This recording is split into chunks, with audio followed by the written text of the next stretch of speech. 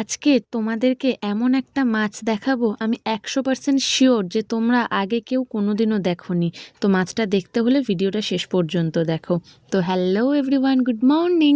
দেখো সকালটা শুরু করলাম গ্লুকন্ডিগোলা জল দিয়ে। তারপরে ব্রেকফাস্টে খেয়েছিলাম রুটি আর ডিমের ঝোল। তারপরে এই বকফুলগুলো না আজকে আনা হয়েছিল, বকফুলগুলো ভালো করে বেছে নিলাম। তারপরে মাছের মধ্যে আনা হয়েছিল ট্যাংরা মাছ, একদম ডিম ভরা ট্যাংরা মাছ। আর ফার্স্টেই যে তোমাদের বললাম একটা অন্যরকম মাছ দেখাবো, সেটা হলো এই মাছটা। এই মাছটা আমার মনে হয় ট্যাংরা মাছ, কিন্তু জানি না এই রকম কালার কেন। তো মাছটা ট্যাংরা মাছ না আদৌ কী মাছ আমি সেটাই বুঝতে পারছি না।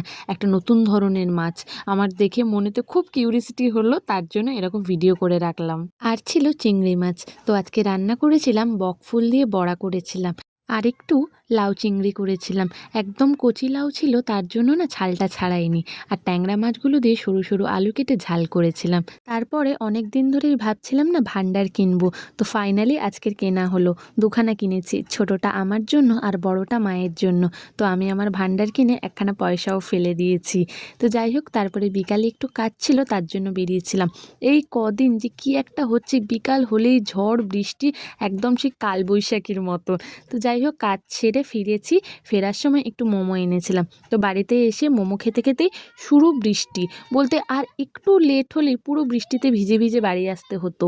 সে কি যে মুষলধারে বৃষ্টি আর তেমন ঝড়। মনে মনে ভাবলাম রাস্তায় থাকলে আম কুড়ানো যেত। বলতে বলতে আমাদের রাস্তার লাইটটাও চলে গেল।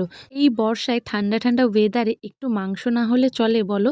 তো কথা যেই কাজ তাই, রাত্রিবেলা একটু চিকেন রান্না করেছিলাম। তো ব্যাস, আজকের এখানেই শেষ করলাম। কাল আবার দেখা হবে, টাটা।